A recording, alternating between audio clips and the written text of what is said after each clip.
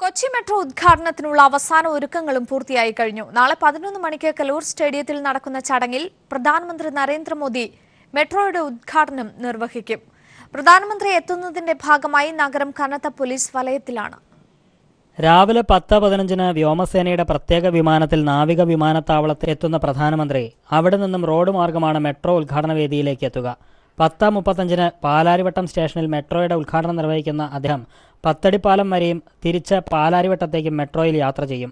11 മണിക്ക് കലൂർ സ്റ്റേഡിയത്തിൽ നടക്കുന്ന ചടങ്ങിൽ മുഖ്യമന്ത്രിയുടെയും ഗവർണറുടെയും മെട്രോമാൻ ഇ ശ്രീധരൻ ഉൾപ്പെടെയുള്ള പ്രമുഖരുടെയും സാന്നിധ്യത്തിൽ കൊച്ചി മെട്രോ പ്രധാനമന്ത്രി നാടിന് സമർപ്പിക്കും.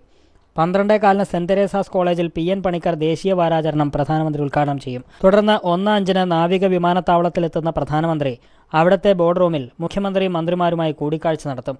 പ്രധാനമന്ത്രിയുടെ സന്ദർശനം കണക്കിലെടുത്ത് വൻ സുരക്ഷയിലാണ് നഗരം. SPG ഉന്നത ഉദ്യോഗസ്ഥരുടെ നിർദ്ദേശപ്രകാരം സംസ്ഥാന പോലീസാണ് സുരക്ഷാ ക്രമീകരണങ്ങൾ ഒരുക്കിയിരിക്കുന്നത്. പ്രധാനമന്ത്രിയുടെ വാഹനവ്യൂഹം കടന്നുവരുന്ന വഴിയിൽ സുരക്ഷാ ഉദ്യോഗസ്ഥർ ട്രയൽ നടത്തി. കലൂർ സ്റ്റേഡിയത്തിന് സമീപം നിർമ്മിച്ച പന്തലിൽ 3500 പേരാണ് ചടങ്ങിനെത്തുക. ക്ഷണിക്കപ്പെട്ടവർക്ക് മാത്രമാണ് പ്രവേശനം അനുവദിച്ചിരിക്കുന്നത്. പ്രധാനമന്ത്രിയുടെ ഉദ്ഘാടനത്തിന് ശേഷം തിങ്കളാഴ്ച മുതലാണ് പൊതുജനങ്ങൾക്കായി മെട്രോ സർവീസ് ആരംഭിക്കുക. News bureau, Kochi. കൊച്ചി മെട്രോയ്ക്കായി ഇടതുപക്ഷം നടത്തിയ ശ്രമങ്ങളെ പ്രശംസിച്ച ഇ ശ്രീധരൻ, DMRCക്കും തനിക്കും വേണ്ടി ഇടതുപക്ഷം സംഘടിപ്പിച്ച മനുഷ്യച്ചങ്ങല എന്തിനായിരുന്നുവെന്ന് തനിക്കിപ്പോഴാണ് മനസ്സിലായതെന്ന് ശ്രീധരൻ പറഞ്ഞു. CPIM എറണാകുളം ജില്ലാ വി ശ്രീധരനെ അഭിനന്ദിക്കാൻ എത്തിയപ്പോഴായിരുന്നു മെട്രോമാന്റെ പ്രശംസ. കൊച്ചി മെട്രോ നിർമ്മാണത്തിന്റെ പ്രാഥമിക ഘട്ടത്തിൽ അന്നത്തെ KMRL MD ടോം ജോസ് DMRCയെയും ശ്രീധരനെയും മാറ്റി നിർത്താൻ തീരുമാനിച്ചപ്പോഴായിരുന്നു ഇടതുപക്ഷം പ്രതിഷേധവുമായി രംഗത്തെത്തിയത്.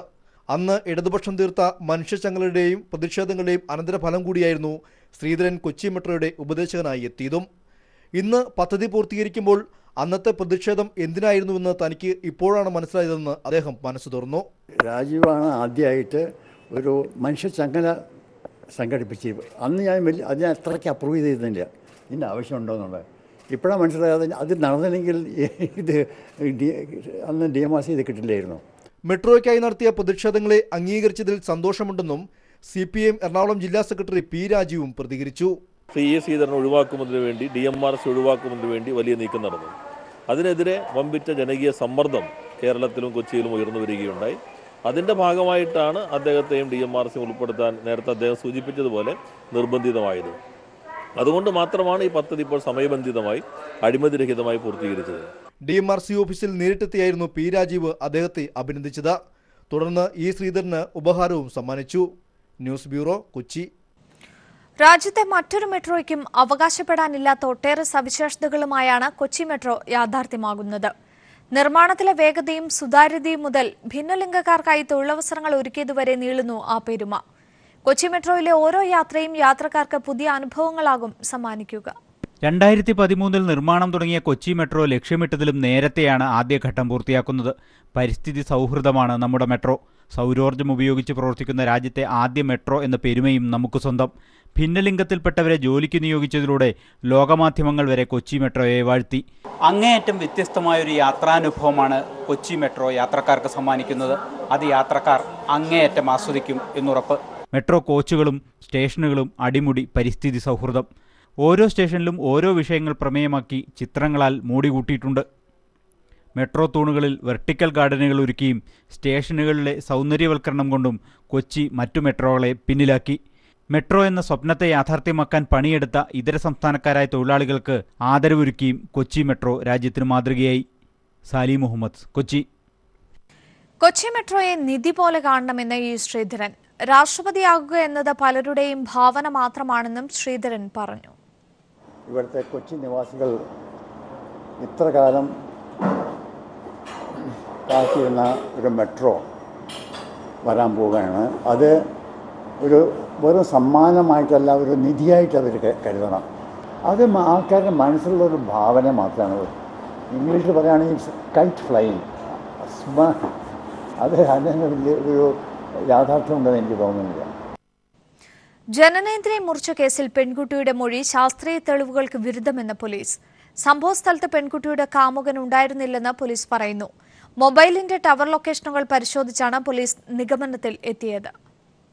ലിംഗം മുറിച്ച സംഭവത്തിൽ പെൺകുട്ടി പ്രതിയുടെ അഭിഭാഷകന് നൽകിയ കത്തിൽ പറയുന്ന കാര്യങ്ങൾക്ക് ഘടകവിരുദ്ധമായിട്ടാണ് ശാസ്ത്രീയ പരിശോധനാ ഫലങ്ങൾ പുറത്തുവരുന്നത്. സംഭവം നടക്കുന്ന സമയത്ത് താനും തന്റെ കാമുകനും മറ്റു രണ്ടുപേരും മുറിയിലുണ്ടായിരുന്നു എന്നാണ് പെൺകുട്ടി ഇന്നലെ വെളിപ്പെടുത്തിയത്.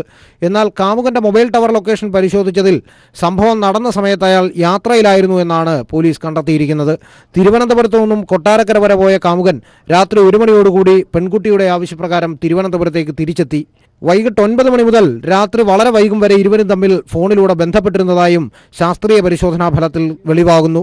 ഇതിൽ നിന്ന് ഒരു കാര്യം വ്യക്തമെന്ന് പോലീസ് അനുമാനിക്കുന്നു. സംഭവത്തിൽ പെൺകുട്ടിയുടെ കാമുകന് നേരിട്ട് പങ്കാളിത്തമില്ല. ഇതോടെ പെൺകുട്ടി അഭിഭാഷകൻ അയച്ച കത്തും ഇരുവരും തമ്മിൽ നടത്തിയ ഫോൺ സംഭാഷണവും മറ്റൊരാളുടെ പ്രേരണയിലാണെന്നാണ് പോലീസ് സംശയിക്കുന്നത്. പെൺകുട്ടി അടിക്കടി മൊഴിമാറ്റുന്നതിന്റെ സാഹചര്യം പരിശോധിക്കുന്നതിനായി പ്രതിയുടെ അഭിഭാഷകൻ കോടതിയിൽ നൽകിയ കത്തും ഓഡിയോ ടേപ്പും പോലീസ് കസ്റ്റഡിയിൽ വാങ്ങും. പെൺകുട്ടിയെയും വീട്ടുകാരെയും വീണ്ടും ചോദ്യം ചെയ്യാൻ പോലീസ് ഉദ്ദേശിക്കുന്നുണ്ട്. മൊബൈൽ ടവർ ലൊക്കേഷൻ പരിശോധനാ ഫലങ്ങൾ കൂടി പുറത്തു വന്നതോടെ ലിംഗം മുറിച്ച കേസ് കൂടുതൽ ദുരൂഹതയേറുകയാണ്. എസ് ജീവൻകുമാർ, തിരുവനന്തപുരം. സ്വാമി ഗംഗേശാനന്ദയുടെ ലിംഗം ഛേദിച്ച സംഭവത്തിൽ വെളിപ്പെടുത്തലുമായി എത്തിയ പെൺകുട്ടിയുടെ ശബ്ദരേഖ പുറത്തുവന്നു.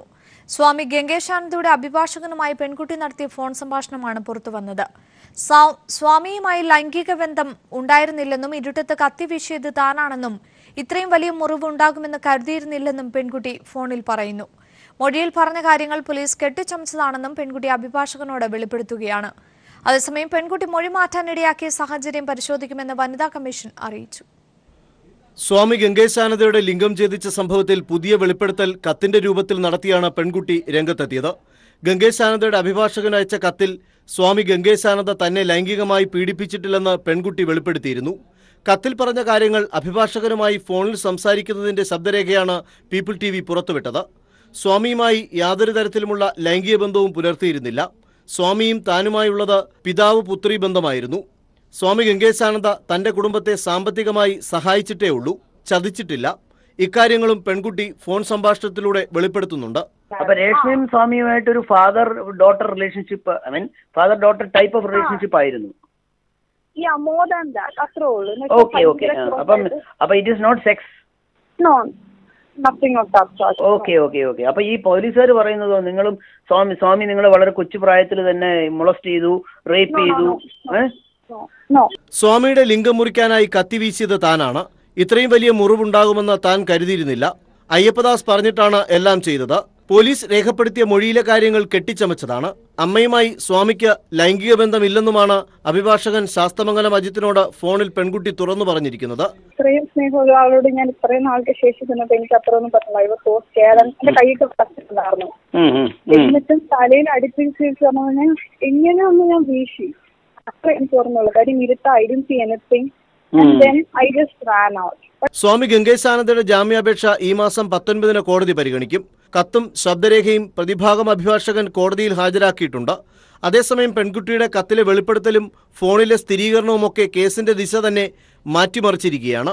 Sunil Arimanoor, news bureau, Thiruvananthapuram. സ്വാമി ഗംഗേശാനന്ദയുടെ ലിംഗം ഛേദിച്ച സംഭവത്തിൽ പെൺകുട്ടി മൊഴി മാറ്റി പറയാനുണ്ടായ സാഹചര്യത്തെക്കുറിച്ച് പരിശോധിക്കുമെന്ന് സംസ്ഥാന മനുഷ്യാവകാശ കമ്മീഷൻ അധ്യക്ഷ MC ജോസഫൈൻ. ആവശ്യമെങ്കിൽ പെൺകുട്ടിയുമായി കൂടിക്കാഴ്ച നടത്തുമെന്നും MC ജോസഫൈൻ വാർത്താസമ്മേളനത്തിൽ പറഞ്ഞു. വനിതാ കമ്മീഷൻ നടത്തിയ മെഗാ അദാലത്തിൽ ആകെ ലഭിച്ച 200 പരാതികളിൽ 91 എണ്ണത്തിലും തീർപ്പ് കൽപ്പിച്ചുവെന്നും ചെയർപേഴ്സൺ അറിയിച്ചു. അതെന്താണെന്ന് അന്വേഷിക്കണം. ആ കുട്ടിയുടെ മാനസികാവസ്ഥ എന്താണെന്ന് അന്വേഷിക്കണം. അതിനൊക്കെ ഇവിടെ കോടതിയുടെ മുൻപിലിരിക്കുന്ന കേസിൽ കോടതിക്ക് അതിന് ബാധ്യതയുണ്ടല്ലോ. ഇന്നലത്തെ സംഭവത്തോടുകൂടി ഇന്നിപ്പോ നമ്മൾ അദാലത്തിലാണ്. അപ്പൊ തീർച്ചയായിട്ടും ഞങ്ങൾ പോയിട്ട് അന്വേഷിക്കും. അതിലൊന്നും സംശയമൊന്നുമില്ല. എന്താണ് ഇങ്ങനെ ഉണ്ടായതെന്ന് ആ കുട്ടിയെ കാണാനായിട്ട് നമ്മൾ ശ്രമിക്കും. സംസ്ഥാനത്ത് പകർച്ചപ്പനി പടരുന്ന പശ്ചാത്തലത്തിൽ ചികിത്സാ സംവിധാനങ്ങൾ ഊർജിതമാക്കി മെഡിക്കൽ കോളേജുകൾ. പ്രത്യേക പനിവാർഡുകൾ തുറന്നും ആവശ്യത്തിന് ഡോക്ടർമാരെയും ജീവനക്കാരെയും നിയമിച്ചും പ്രത്യേക ലാബ് സൗകര്യം ഒരുക്കിയുമാണ് മെഡിക്കൽ കോളേജുകൾ പകർച്ചപ്പനിയെ നേരിടുന്നത്. അതിനിടെ ഇന്ന് മാത്രം 10 മരണമാണ് സംസ്ഥാനത്ത് റിപ്പോർട്ട് ചെയ്തത്. ഇതിൽ 4 പേർ ഡെങ്കിപ്പനി ബാധിച്ച് മരിച്ചതായും കണക്കുകൾ സൂചിപ്പിക്കുന്നു. സംസ്ഥാനത്ത് പകർച്ചപ്പനി വ്യാപകമാകുന്ന പശ്ചാത്തലത്തിലാണ് ഇത് തടയാൻ മികച്ച ചികിത്സാ സൗകര്യവും മരുന്നും ലഭ്യമാക്കി മെഡിക്കൽ കോളേജുകൾ സജ്ജമായിരിക്കുന്നത്. പനി പരിശോധിച്ച് കാറ്റഗറി തിരിച്ച് ചികിത്സ ലഭ്യമാക്കാനായി പ്രത്യേക വാർഡുകൾ മെഡിക്കൽ കോളേജുകളിൽ തുറന്നിരിക്കുന്നു.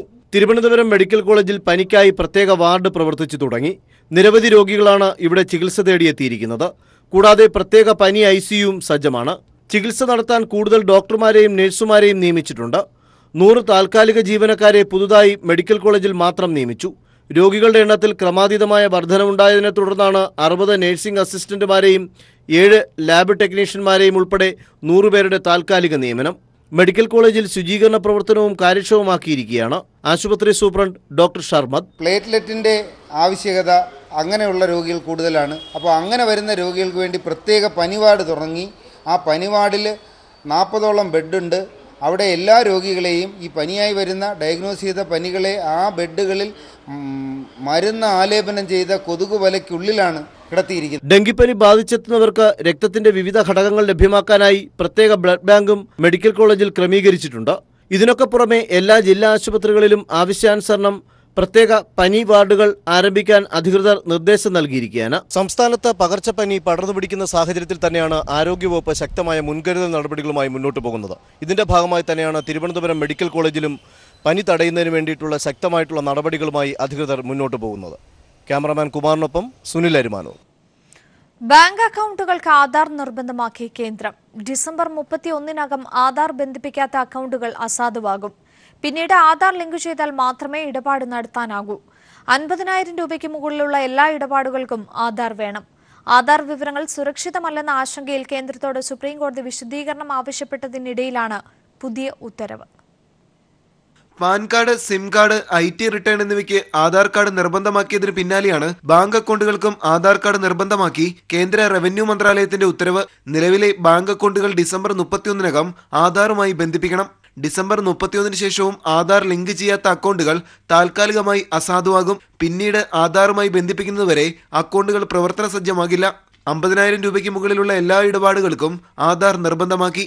ബാങ്ക് അക്കൗണ്ടുകൾ തുടങ്ങുന്നതിനും ആധാർ നമ്പർ നിർബന്ധമാണ്. നികുതി വെട്ടിപ്പ് തടയുന്നതിന്റെ ഭാഗമായി ആധാർ നമ്പറുകൾ ബാങ്ക് അക്കൗണ്ടുകളുമായി ഉടനടി ബന്ധിപ്പിക്കണമെന്ന് നേരത്തെ IT മന്ത്രാലയവും നിർദ്ദേശം നൽകിയിരുന്നു. എന്നാൽ ആധാർ കാർഡിലെ വിവരങ്ങൾ സുരക്ഷിതമല്ലെന്ന ആശങ്ക വർദ്ധിച്ചുവെന്നും ഇത് പരിഹരിക്കാൻ കേന്ദ്രം നടപടി സ്വീകരിച്ചത് വ്യക്തമാക്കണമെന്നും സുപ്രീംകോടതി കഴിഞ്ഞയാഴ്ച ചൂണ്ടിക്കാട്ടിയിരുന്നു. നിലവിൽ ആധാർ കാർഡ് ഉള്ളവർ പാൻ കാർഡുമായി ബന്ധിപ്പിക്കണമെന്നും എന്നാൽ പുതിയ ആധാർ കാർഡ് എടുക്കാൻ നിർദ്ദേശിക്കാൻ സുപ്രീംകോടതിക്കാകില്ലെന്നും കഴിഞ്ഞയാഴ്ച കോടതി വ്യക്തമാക്കിയിരുന്നു. ഇക്കാര്യത്തിൽ വിശദീകരണം നൽകും മുമ്പാണ് കേന്ദ്രത്തിന്റെ പുതിയ ഉത്തരവ്. News bureau, Delhi. രാഷ്ട്രപതി തെരഞ്ഞെടുപ്പിനുള്ള സ്ഥാനാർത്ഥി നിർണയത്തിൽ സമവായത്തിലെത്താതെ ഭരണപക്ഷവും പ്രതിപക്ഷവും. പ്രതിപക്ഷ പാർട്ടികളുമായി BJP നിയോഗിച്ച രാജ്നാഥ് സിംഗും വെങ്കയ്യ നായിഡുവും നടത്തിയ ചർച്ചയിലും സമവായത്തിലെത്താനായില്ല. സീതാറാം യെച്ചൂരിയും സോണിയാഗാന്ധിയുമായി നടത്തിയ ചർച്ചയിൽ BJPയുടെ സ്ഥാനാർത്ഥി ആരാണെന്ന് കേന്ദ്രസമിതി വ്യക്തമാക്കിയില്ല. ഭരണകക്ഷി തീരുമാനം പ്രഖ്യാപിക്കാതെ ചർച്ചയിൽ കാര്യമില്ലെന്ന കൂടിക്കാഴ്ചയ്ക്ക് ശേഷം സീതാറാം യെച്ചൂരി പ്രതികരിച്ചു. രാഷ്ട്രപതി തെരഞ്ഞെടുപ്പിൽ പൊതു സ്ഥാനാർത്ഥിയുമായി മുന്നോട്ടു പോകാനുള്ള സമവാക്യങ്ങളുമായാണ് BJP നിയോഗിച്ച സമിതി അംഗങ്ങളായ രാജ്നാഥ് സിംഗും വെങ്കയ്യ നായിഡുവും സോണിയാഗാന്ധിയും സീതാറാം യെച്ചൂരിയുമായി കൂടിക്കാഴ്ച നടത്തിയത്. ഭരണകക്ഷിയുടെ സ്ഥാനാർത്ഥി പൊതുസമ്മതനാണെങ്കിൽ എതിർ സ്ഥാനാർത്ഥിയെ നിർത്തില്ലെന്ന പ്രതിപക്ഷ തീരുമാനത്തിന്റെ പശ്ചാത്തലത്തിലായിരുന്നു കൂടിക്കാഴ്ച. കോൺഗ്രസ് അധ്യക്ഷ സോണിയാഗാന്ധിയുടെ വസതിയിൽ വെച്ച് നടത്തിയ കൂടിക്കാഴ്ചയിൽ സ്ഥാനാർത്ഥികളുടെ പേരുകളൊന്നും ചർച്ചയായില്ലെന്ന് ഗുലാം നബി ആസാദ് പ്രതികരിച്ചു. തുടർന്ന് AKG ഭവനിലെത്തിയ 2 കേന്ദ്രമന്ത്രിമാരും CPM ജനറൽ സെക്രട്ടറി സീതാറാം യെച്ചൂരിയുമായി കൂടിക്കാഴ്ച നടത്തി. രാഷ്ട്രപതി സ്ഥാനാർത്ഥി ആരെന്നത് സംബന്ധിച്ച് BJP തീരുമാനത്തിലെത്തിയിട്ടില്ലെന്നും ഈ സാഹചര്യത്തിൽ സ്ഥാനാർത്ഥി സംബന്ധിച്ച് ഭരണകക്ഷി തീരുമാനമെടുത്താൽ ചർച്ച ചെയ്യാമെന്നും കൂടിക്കാഴ്ചയ്ക്ക് ശേഷം സീതാറാം യെച്ചൂരി പറഞ്ഞു. In the present context, a person who occupies the office of the President of India must be a person of impeccable secular credentials and must be a person who can safeguard and uphold the constitutional values of the Indian Republic. So we want a person of that nature.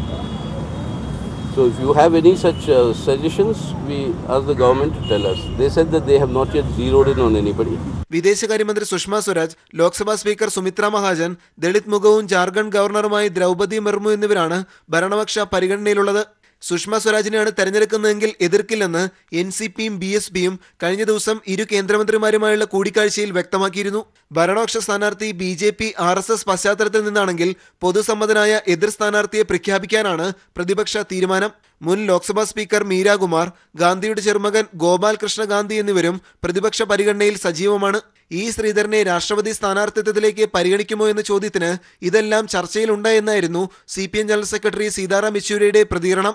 രാഷ്ട്രപതി സ്ഥാനാർത്ഥി നിർണയത്തിൽ പ്രതിപക്ഷ പാർട്ടികളുമായി സംയമനത്തിനെത്തുന്നതിനേക്കാൾ പ്രതിപക്ഷത്തിന്റെ നിലപാടറിയാനാണ് ഇന്ന് കേന്ദ്രം ശ്രമിച്ചത്. വിഷയത്തിൽ പ്രതിപക്ഷ മത്സരം ഒഴിവാക്കാൻ ശ്രമിച്ചുവെന്നും BJPക്ക് അവകാശപ്പെടാം.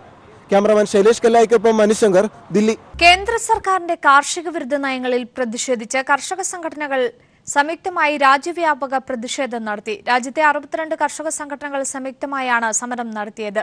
ഹരിയാനയിലടക്കം സംസ്ഥാന ദേശീയപാതകൾ ഉപരോധിച്ചായിരുന്നു പ്രതിഷേധം.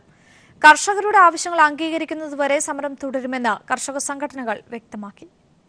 കർഷകരുടെ വായ്പകൾ എഴുതിത്തള്ളുക, താങ്ങുവില പ്രഖ്യാപിച്ച് വിളകൾ സംഭരിക്കുക, ഡോക്ടർ MS സ്വാമിനാഥൻ റിപ്പോർട്ടിലെ ശുപാർശകൾ നടപ്പാക്കുക എന്നീ ആവശ്യങ്ങൾ ഉയർത്തിയാണ് കർഷക സംഘടനകൾ സംയുക്തമായി പ്രതിഷേധം നടത്തിയത്. BJP അനുകൂല കർഷക സംഘടനയായ ഭാരതീയ കിസാൻ മസ്ദൂർ സംഘ് അടക്കം 16 കർഷക സംഘടനകളും ഒരുമിച്ചാണ് രാജ്യവ്യാപക സമരം നടത്തിയത്. മധ്യപ്രദേശിലും പഞ്ചാബിലും രാജസ്ഥാനിലും ഉത്തർപ്രദേശിലും തമിഴ്നാട്ടിലും കർണാടകത്തിലും ഉൾപ്പെടെയുള്ള സംസ്ഥാനങ്ങളിൽ വൻ കർഷക പ്രക്ഷോഭത്തിന് പിന്തുണ പ്രഖ്യാപിച്ചുകൂടിയായിരുന്നു രാജ്യവ്യാപക പ്രതിഷേധം. സംസ്ഥാന ദേശീയപാതകൾ ഉപരോധിച്ച് പച്ചക്കറി വാഹനങ്ങൾ തടഞ്ഞായിരുന്നു സമരക്കാരുടെ പ്രതിഷേധം. കഴിഞ്ഞ 14-ന് ജമ്മു കശ്മീരിലും കർഷക സംഘടനകൾ പ്രതിഷേധം നടത്തിയിരുന്നു. വൻ പ്രക്ഷോഭത്തിനൊടുവിൽ മഹാരാഷ്ട്ര സർക്കാർ കാർഷിക വായ്പ എഴുതിത്തള്ളാൻ തീരുമാനിച്ചപ്പോൾ ധനവിഹിതം നൽകില്ലെന്ന അരുൺ ജെയ്റ്റ്ലിയുടെ പ്രതികരണം കർഷകരോടുള്ള കേന്ദ്ര നയം വ്യക്തമാക്കുന്നതെന്ന് കിസാൻ സഭ ആരോപിച്ചു. ആം ആദ്മി പാർട്ടിയും സമരത്തിന് പിന്തുണ പ്രഖ്യാപിച്ചു. കർഷകരുടെ ആവശ്യങ്ങൾ എഴുതിത്തള്ളുന്നതുവരെ ശക്തമായ സമരങ്ങളുമായി മുന്നോട്ടു പോകാനാണ് സംഘടനകളുടെ തീരുമാനം. News bureau, Delhi. വൻകിട സ്വകാര്യ ആശുപത്രികളിൽ മരണം ഉറപ്പുവരുത്തിയ രോഗികളിൽ വീണ്ടും ചികിത്സ നടത്തുന്നു. എറണാകുളത്തെ ഫോറൻസിക് സർജൻ ഡോക്ടർ ഹിതീഷ് ശങ്കറിന്റേതാണ് വെളിപ്പെടുത്തൽ. സ്വകാര്യ ആശുപത്രികൾ പണം തട്ടുന്നതിനായാണ് മരിച്ചവരിലും ചികിത്സ നടത്തി കബളിപ്പിക്കുന്നത്. ഇതിനെതിരെയാണ് പരാതിയുമായി യുവ ഡോക്ടർ രംഗത്തെത്തിയിരിക്കുന്നത്. സംസ്ഥാനത്തെ ചില വൻകിട സ്വകാര്യ ആശുപത്രികളിൽ മരിച്ച രോഗികളിലും മരുന്ന് നൽകി തട്ടിപ്പ് നടത്തുന്നതായുള്ള ഞെട്ടിക്കുന്ന വിവരങ്ങളാണ് പുറത്തുവരുന്നത്. എറണാകുളത്തെ ഒരു പ്രമുഖ ഫോറൻസിക് സർജന്റേതാണ് ഈ വെളിപ്പെടുത്തൽ. കഴിഞ്ഞ 6 മാസത്തിനിടയിൽ തന്റെ മുൻപിൽ ഇത്തരം നിരവധി കേസുകൾ എത്തിയതായും ഡോക്ടർ വെളിപ്പെടുത്തുന്നു. Brought dead to the hospital, അത് മരിച്ചിട്ടും ഹോസ്പിറ്റലിലേക്ക് വന്നിട്ടുള്ള രോഗികൾക്ക് ചികിത്സ കൊടുക്കുന്ന ഒരു രീതി ഇന്ന് നമ്മുടെ വൻകിട ഹോസ്പിറ്റലുകളിലെല്ലാം കണ്ടുവരുന്നു. ഇപ്പോൾ എറണാകുളത്തുള്ള വൻകിട ഹോസ്പിറ്റലുകളിൽ വന്ന മെഡിക്കൽ ലീഗൽ കേസുകളിൽ പോസ്റ്റ്മോർട്ടം ചെയ്യുമ്പോഴാണ് ഞങ്ങൾക്കത് മനസ്സിലായത്. മരിച്ചു എന്ന് പറയുമ്പോൾ ഫൈനാൻഷ്യലായിട്ട് ഒന്നും കിട്ടാത്ത ഒരവസ്ഥയിൽ ഒരു ഫൈനാൻഷ്യൽ ചൂഷണവും ഇതിനൊപ്പം നടക്കുന്നുണ്ട് എന്ന് വേണം നമുക്ക് ഒരു നിഗമനത്തിലെത്താൻ. കൈരളി പീപ്പിളിനോടാണ് ഡോക്ടർ ഇക്കാര്യങ്ങൾ തുറന്നു പറഞ്ഞത്. ഇത്തരത്തിലുള്ള സ്വകാര്യ ആശുപത്രികളിൽ ചികിത്സ സുതാര്യമാക്കണമെന്നും ഇദ്ദേഹം ആവശ്യപ്പെട്ടു. ഇതിനായി IMAയും സർക്കാരും രംഗത്ത് വരണമെന്നും ഇദ്ദേഹം പറഞ്ഞു. ഇപ്പോൾ ആളുകൾക്ക് തോന്നുന്ന രീതിയിലാണ് ഓരോ ഹോസ്പിറ്റലിന്റെ സെറ്റപ്പ് അനുസരിച്ച് ഇപ്പോൾ ചാർജ് ഈടാക്കിക്കൊണ്ടിരിക്കുന്നത്. ആ സമ്പ്രദായം മാറ്റി ഓരോന്നിനും ഓരോ പ്രത്യേക വില നിശ്ചയിക്കുന്നത് നന്നായിരിക്കും. മരണശേഷവും ഇത്തരത്തിൽ നൽകുന്ന ചികിത്സ ഒരു പരിധിവരെ പണം തട്ടുന്നതിന് വേണ്ടിയാണ്. ഇത് കൂടാതെ യോഗ്യതയില്ലാത്ത ഡോക്ടർമാരുടെ പ്രവർത്തനവും ഇതിന് കാരണമാകാറുണ്ട്. ഗുരുതരമായി ആശുപത്രിയിലെത്തുന്ന രോഗികളുടെ ജീവൻ രക്ഷിക്കുന്നതിന് വേണ്ടി ഡോക്ടർമാർ ആത്മാർത്ഥമായി പ്രവർത്തിക്കാറുണ്ടെങ്കിലും ഇത്തരത്തിലുള്ള ചില സംഭവങ്ങൾ ഡോക്ടർമാർക്ക് തന്നെ ദോഷകരമായി മാറിയിരിക്കുകയാണെന്നും അദ്ദേഹം പറഞ്ഞു. സർക്കാരോ ബന്ധപ്പെട്ട അധികാരികളോ ആവശ്യപ്പെട്ടാൽ കൃത്യമായ തെളിവുകൾ നൽകാൻ താൻ തയ്യാറാണെന്നും ഡോക്ടർ ഹിതീഷ് ശങ്കർ പറഞ്ഞു. സർക്കാർ ആശുപത്രികൾക്ക് സമാനമായി സ്വകാര്യ ആശുപത്രികളിലും ചികിത്സാ രീതികൾ സുതാര്യമാക്കിയാൽ മാത്രമേ ഇത്തരത്തിലുള്ള പ്രവണതകൾ തടയാൻ കഴിയുകയുള്ളൂ. ക്യാമറാമാൻ രതീഷ് രാജിനൊപ്പം ഷാജഹാൻ. People impact.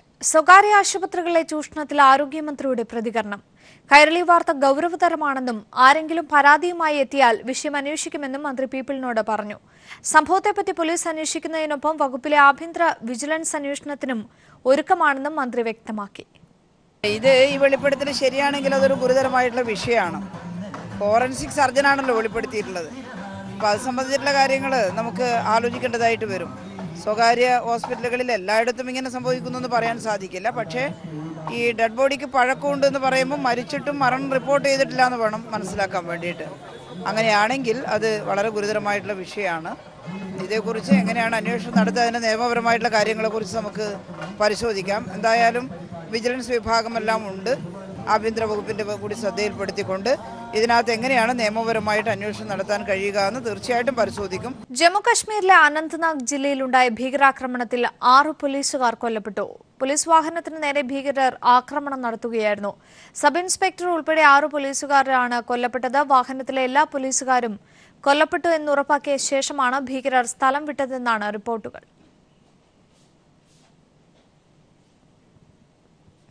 8 വർഷമായി പൂട്ടിക്കിടന്ന തിരുവനന്തപുരം വെങ്ങാനൂരിലെ അയ്യങ്കാളി സ്മൃതി മണ്ഡപം പൊതുജനങ്ങൾക്ക് തുറന്നുകൊടുത്തു.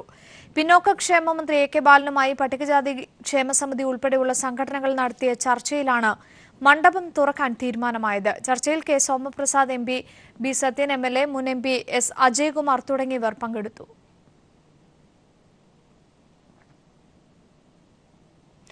പൊതുജനങ്ങൾക്കായി നാഷണൽ ചൈൽഡ് ഡെവലപ്മെന്റ് കൌൺസിൽ സംഘടിപ്പിക്കുന്ന ക്യാമ്പിന് തൊടുപുഴയിൽ തുടക്കമായി. 20-ാം തീയതി വരെ നീളുന്ന camp Thodupuzha municipality chairperson Safiya Jabbar ഉദ്ഘാടനം ചെയ്തു. ലോക പ്രശസ്ത ട്രെയിനിംഗ് മാസ്റ്റർ ബാബ അലക്സാണ്ടറിന്റെ നേതൃത്വത്തിലാണ് ക്യാമ്പ്. വ്യക്തിത്വ വികാസം, മാനസിക ഉല്ലാസം തുടങ്ങിയ വിഷയങ്ങളെ അടിസ്ഥാനമാക്കിയുള്ള ക്യാമ്പിന്റെ ഭാഗമായി കലാമത്സരങ്ങളും അരങ്ങേറും.